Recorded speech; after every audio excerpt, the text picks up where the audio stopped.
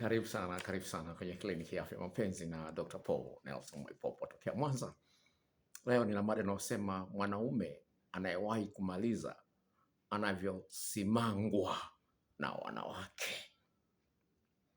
Pendwa katika Bwana, nimepata kilio kutoka kwa mwanamke na nitakusikizisha sauti yake kwa sababu ni voice note.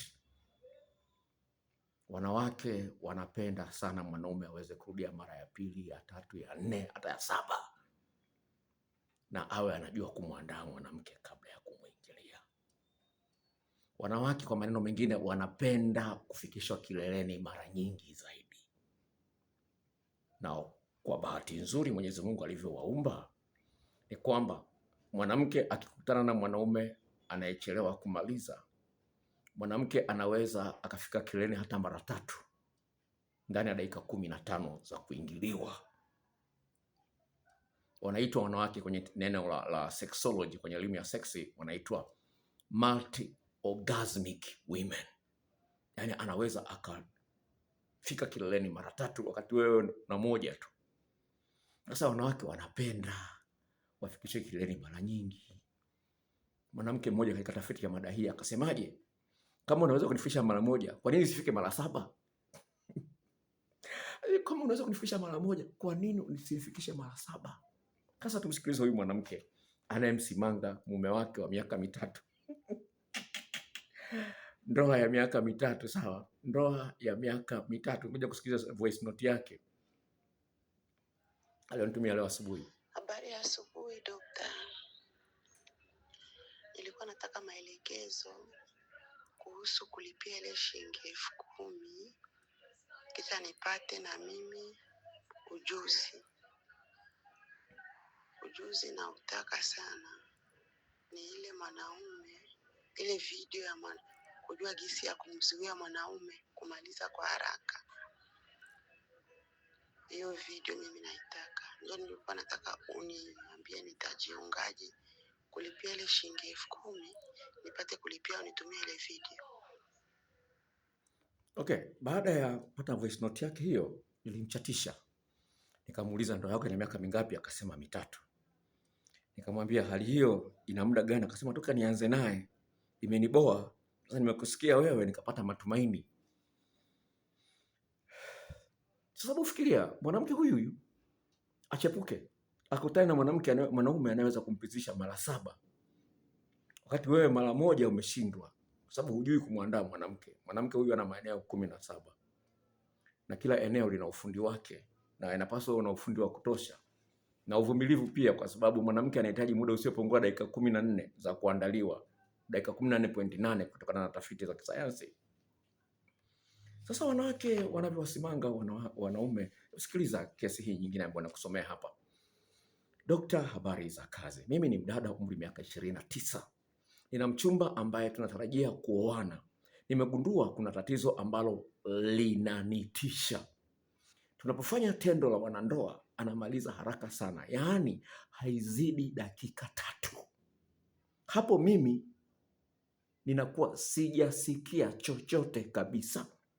Najitahidi kumpa muda kama nusu saa hivi ili aweze kurudia, lakini hawezi kusimamisha tena. Dokta, nakosa raha na huu uchumba, natamani ni uvunje. Najua wazazi wangu wataumia, lakini dokta, naomba msaada wako. Najua kutokana na video ambazo nimekusikiliza hili unaweza ukalitatua. Tufanyeje? Unaweza kumwona huyu dada mzuri, ana sura yake nzuri na makalio yake mazuri na matiti yake mazuri na amesoma na degree yake, lakini ana mchumba. Sasa kapata mchumba miaka 29, amevumilia sana, kisha kutana na wengi. Sasa huyu aliye naye sasa hivi anawahi kumaliza alafu kulia hawezi. Sasa naomba nikusikilizishe maoni ya wanawake wanavyowasomanga wanaume. Nasema hivi, kile cha kwanza ni kama vile tu umetupa kitu. Yaani hakina thamani, yani umetupa. Kile cha kwanza kina thamani kama vile umetupa. Cha pili ndio kina nguvu na utamu mwingi. Sasa hivi unawahi kumaliza alafu hujui kumwandaa, na hata kufikisha kileleni kwa kuchezea chuchu na matiti yake na kisimi hujui. Unaniacha mimi hivi hivi, wewe unafikiria mimi naenda kwa nani? Umenitoa kwetu mimi kuja kunilisha tu hapa. Unaweza kuona jinsi gani ilivyo. Mwanamke anahitaji hilo goli la pili, la tatu, la nne. Sasa unaishia kamoja, umekuwa bata na mnyororo wake, ile dudu la bata kama mnyororo. Umekuwa bata. Sasa naomba tafadhali sana. Huyu sio changu doa. Huyu sio changu doa, unamwagia tu, unamkojolea afu unamwacha hapo hapo. Huyu sio changu doa. Anahitaji vitu vya uhakika. Sawa? Yaani anasema hivi, yaani mara nyingine unasubiri labda atatoa na kingine, hamna, hakitoki. Yaani kama vile umepewa msosi au kutosha. Bila kuna kingine taongeza. Jamani niongezee kidogo, mboga imeisha. Unaona, unataka niongezee kidogo wali kwa mtamu kweli umeimbwa kwa nazi. Niongezee kidogo, mboga imeisha, umebakia wali peke yake. Inaumiza.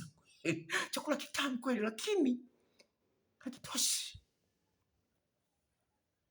Hivi wewe mwanaume, ujisikii vibaya kuishia goli moja? Ujisikii vibaya kweli? Ujisikii vibaya?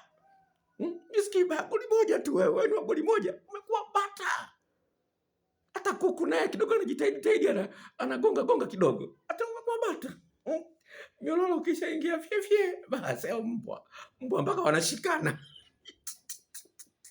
Kishaingia kikojoa wanashikana, hakuna kurudia tena, wanazunguka wanashikana. Shaona mbwa bwana wakishatiana, wananatana, wanashikana. Hakuna kurudia pale, wewe umekuwa mbwa. Haleluya. Jamani tujirekebishe, hii dunia mbaya sana. Wanawake wanachepuka sana sasa hivi. Wanachepuka sana. Sikiliza. Mwanamke mmoja anasema, "Yaani dokta, matako mawili tu fyo."